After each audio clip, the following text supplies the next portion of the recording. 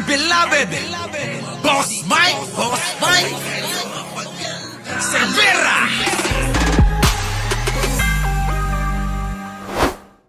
Ang maaari na raw makonvict si VP Sara dahil sa misuse of confidential funds. Ayon ito sa Associate Dean ng UP College of Law na si Attorney Paulo Tamase. Grabe. Sa memo ng Billionaire News Channel, sinabi ni Attorney Tamase na hindi na kailangang patunayan ng prosekusyon na napunta sa personal na interes ang confidential funds. Nako! Sapat na anyang naipakita ng prosekusyon na hindi ito ginamit ayon sa Joint Memorandum Circular na nagtatakda kung paano dapat gastusin ang pondo. Definitely yung pera na pang surveillance operations, hindi po pwedeng ilipat na lang basta-basta. Kung mapatutunayang mali ang paggamit ng confidential funds, maaari rin daw itong magkaroon ng criminal liability. So Naku, kita nyo mga kababayan ko, no? Ha? Nakita nyo? maaari rin daw itong magkaroon Tignan nyo. Alam nyo mga kababayan, si Sara Duterte naritoke pa yung mukha niyan, ano? Pero mga kababayan, minsan tingin nyo si Undertaker, ano? Kilala nyo si Undertaker? Yung wrestler, mga kababayan, yung wrestler, sa WWF. Yung wrestler dun sa World Wrestling Federation. Meron pa bang WWF? Parang wala na ako napapanood eh. Nung araw kasi yan yung pinapanood natin, yung WWF. Sino yung nakakaalala nun? Yung World Wrestling Federation! Undertaker! Kamukha ni Undertaker ito no? Wala na ba? Wala na? Wala na. Yung laging kalaban ni Hulk Hogan. Yun. Kamukha ni Sara Duterte, no? Tuloy, hindi lang pala boksingerong bakla ang kamukha nito. Kamukha rin pala si Undertaker na wrestler. Ako, pinapanood ko, mga boys ko yan. Eto na.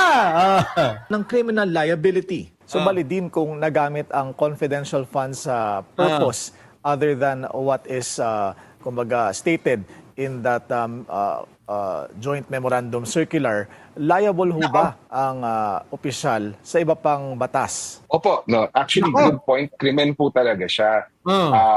Yung Kriminal talaga siya, mga kababayan. Criminal case daw talaga.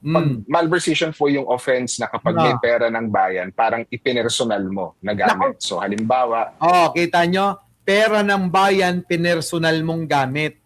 Hindi mauunawaan ng mga DDS to eh. Bobo yung mga yan eh. Mga mangmang yan eh. Alam nyo ba yon?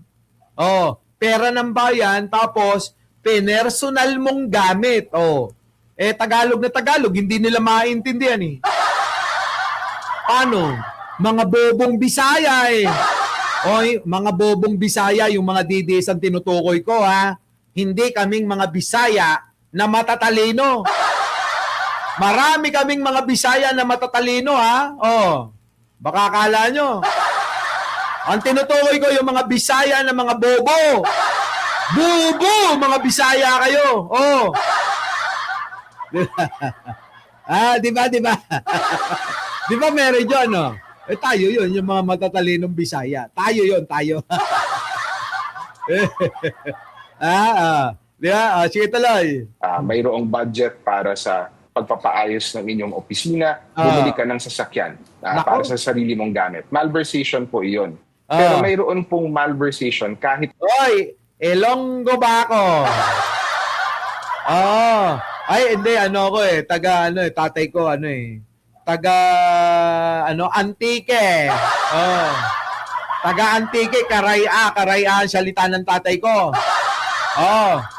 Kaya Bisaya din ko. na pang-official use pa yung ginamit. So, crude example, may budget ka para sa pagpapaayos ng opisina, ang ginawa mo, bumili ka ng vehicle para sa opisina mo. So, Kita nyo, magkaiba pala yun, ha? Kaya yung mga tanga ng mga DDS hindi yata naaral ng mga abogado nila. Pero yung halimbawa, yung budget na ito ay para sa pagpapagawa ng gusali.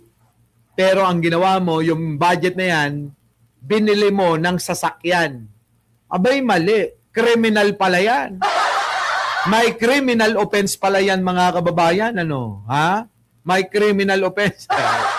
Basta Bisaya, gahe, Boss Mike. Oh! Di ba, no, mga kababayan? No? Tuloy. Kahit official use pa yun, hindi mo sinunod yung itinakda ng batas. Ang tawag po doon technical malversation. Okay, tanyo, bobo talaga, mga mangmang talaga mga DDS, no? Walang mga laman ng mga utak niyan. Mga DDS, ang hilito ang talan. Bobo yung mga yan,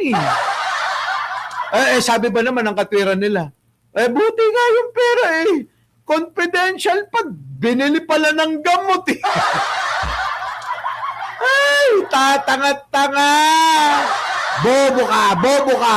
Bobo ka! Ganun. Ha? Bobo ka! Bobo ka! Bobo ka! Di ba? Grabe mga kababayan, ano? Posibleng maging mahalagang bahagi ng paglilitis ang testimonya ng mga dating Special Disbursing Officers ng OVP at DepEd. Inaasahang maglalabas ng sabpinang impeachment court kina Marivic Pareha, Gina Acosta, Edward Fajarda, at OVP Assistant Secretary at Assistant Chief of Staff Lemuel Ortonio sa susunod na linggo. Ayon kay Tamase, maaring makatulong ang kanilang testimonya para mapalakas ang argumento ng prosekusyon. Wala, malakas na. Sabi nga dito, pwede na ngang hatulan. Kung sila, then baka makakita tayo next week nung tinatawag natin ang hostile witness. So iba po yung pagtatanong sa isang hostile witness. Grabe, mga kababayan yung mga tumanggap ng pera, Makoto Pukiko. Tingnan nyo. Andilin, Mary Grace Piatos, Chel Jokno, Art Evangelista, Marian Rivera. Putangin ang mga pangalan yan, mga kababayan. Puro mga invento. Dahil yung testigo na iyon, kaalyado yung interest niya doon sa interest nung kung sino yung nagpe-testify siya against. Iginit naman ni Attorney Tamase na hindi maaaring iasa ng isang pinuno ng ahensya sa kanya. Oy! Mga kababayan, baka gusto nyong saklolohan yung mga DDS na mga tatanga-tanga. Yung mga gustong sumaklolo kay Sara at kay Baste, lubog na ho sila. Lubog na yung mga pagmomuka nila.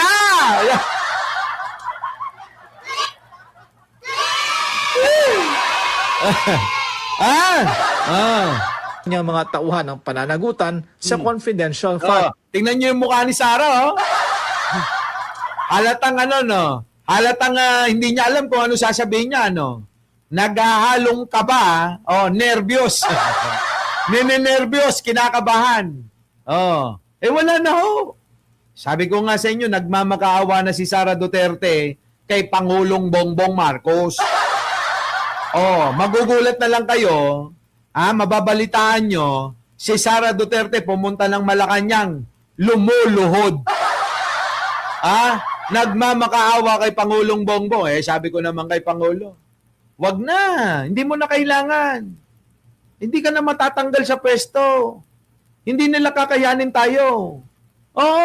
Banggat nandiyan ang M. Cervera forever.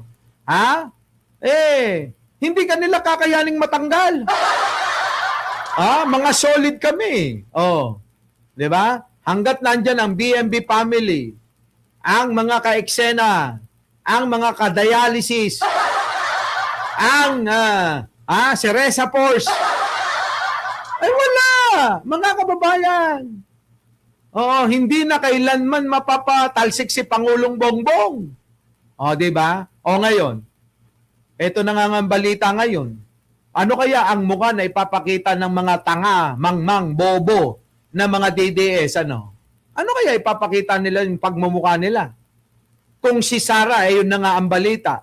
Ayon sa ating Pink Palaka, si Sara Duterte, kay Rayuba, si Sara Duterte, mga kababayan, ay nagmamakaawa na kay Pangulong Bongbong. Gusto na nang humingi ng isang closed door meeting. Ano tingin nyo doon? Para saan pa yung closed door meeting na hinihingi ni Sara Duterte kay Pangulong Bongbong? Ano yan? Ano, magmamakaawa na ba? Wala na eh. Wala na. Ganun na sila mga kababayan. Belat na sila ngayon. Tanga eh. Mga kababayan paano pa ito bibigyan ng amor ni Pangulong Bongbong?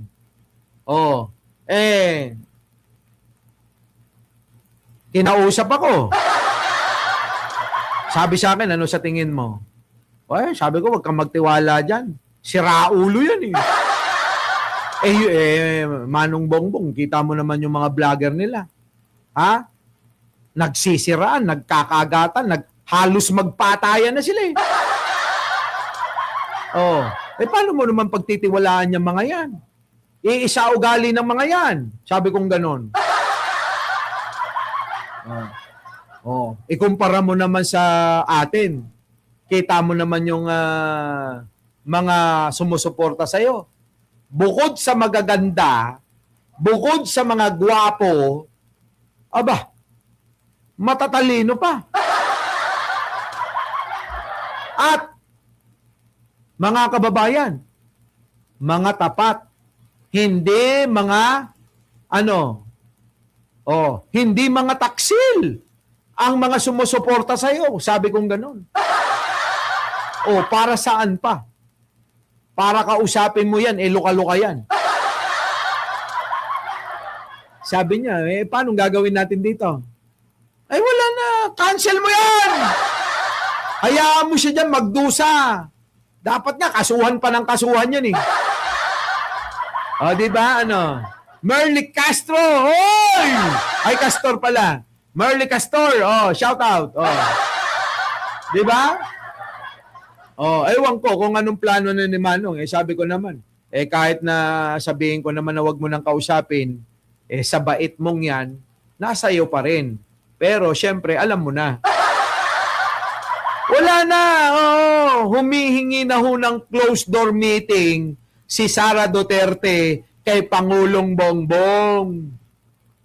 Matapos yung sira-siraan ng halos buong termino ni Pangulong Bongbong, ginago nyo, winalangya nyo, tinarantado nyo yung administrasyon niya, ngayon hihingi kayo ngayon ng closed door meeting? Okay na. Nusyakmat diba? Nusyakmat okay na nayo amin Nato kininayo. Pinerde-perde dak. Nya inarami jo kinyak. Okay ninayo ko naka. Look de yo ko naka. Look de yo. Diba mga kababayan?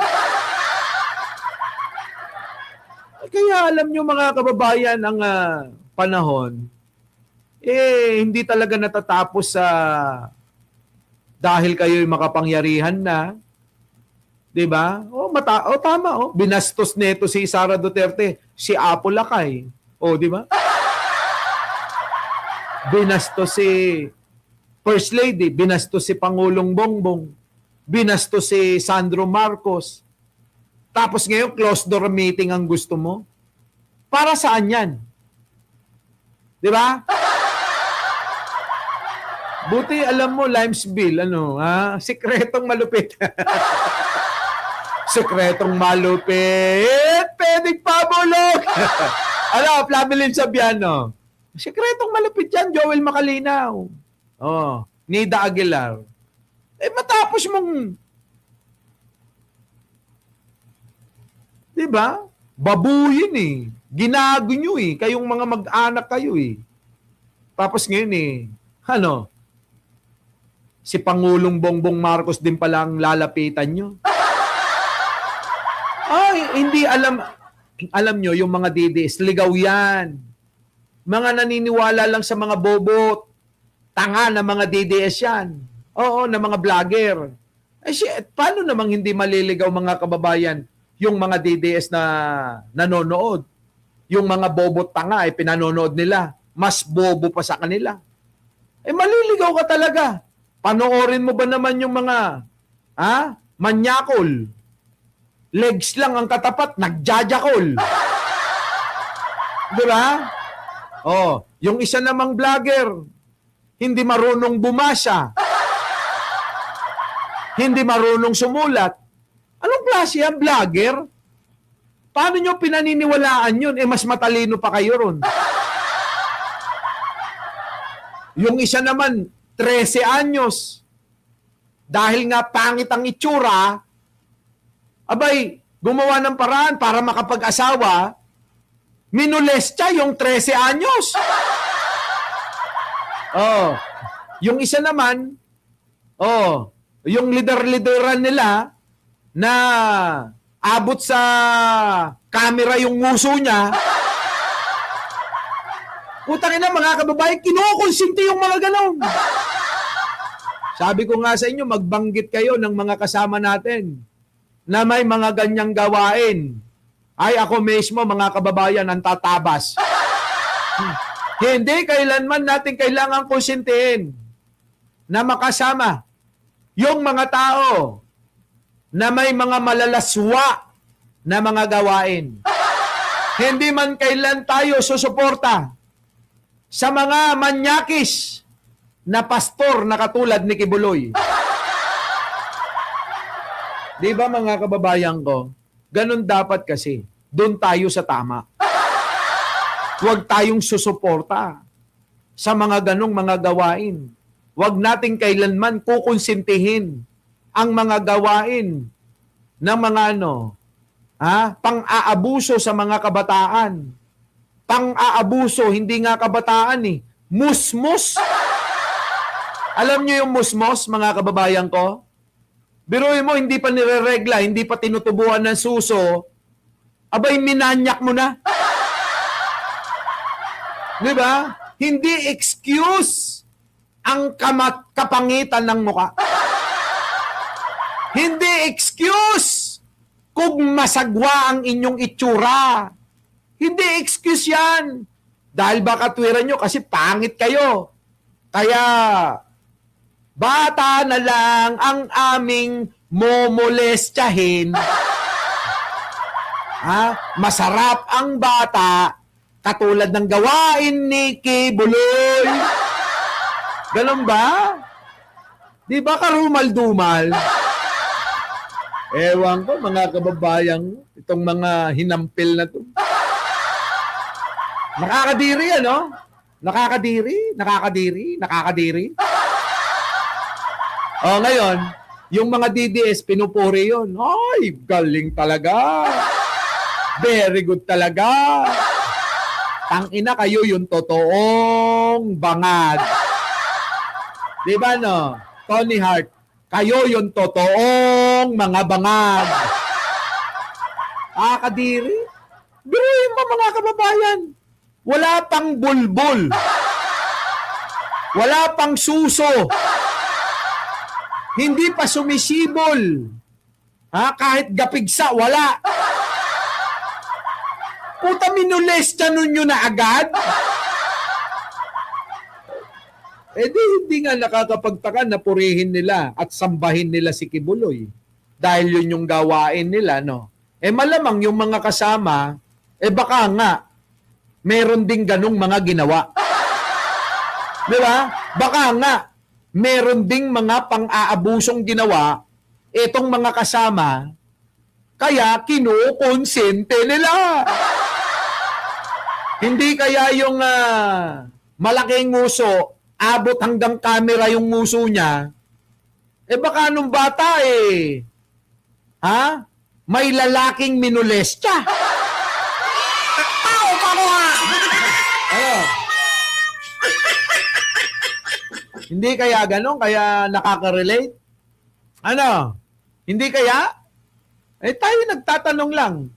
Hindi ba kayo kaya sumusuporta sa ganyang gawain dahil kayo rin mismo ay mga gumanyan nung medyo tumitigas pa yung mga ethics nyo. Eh siguro ngayon hindi na gano'n ang ano, no? Hindi na tumitigas. Lalo na ho yung may nguso na malapit ng sa sobrang laki, abot sa camera eh. Di ba mga kababayan? Ay, nako. Ano ang ibig ko sabihin? Maging halimbawa sa atin mga kababayan kung sino ang dapat natin na pinagtatanggol, kung sino ang dapat natin pinaniniwalaan, kung sino ang dapat natin na pinapanigan. Dahil ang social media ay mapanlin lang. Maraming mga tao rito ang mapanlin lang. Di ba, Plabilin Sabiano? Maraming mga nagsasabi na sila ang totoo, sila ang ganito. Pero mga kababayan ko, ang katotohanan pala, sa likod ng mga salita na mababango, ay singbaho ng mga pagmumukha nila. Time! Kita-kita tayo mamaya. Muli mga kababayan, maraming salamat sa inyong pagsama. Ako muli ang inyong lingkod, Mike Cervera po. Umabot na tayo ng 2 oras. Babalik tayo mamaya mga alauna. Opo, manananghalian po tayo ng sabay-sabay. Opo, ikwento nyo na lang mamaya ang inyong pananghalian. Mike Cervera po, lagi nagsasabing, mahalin natin ang ating kapwa. Huwag nating molestyahin. Ipagdasal natin ang ating bansa. Huwag nyong ibenta sa China. Time! Maraming salamat po. Our beloved Boss Mike Cervera.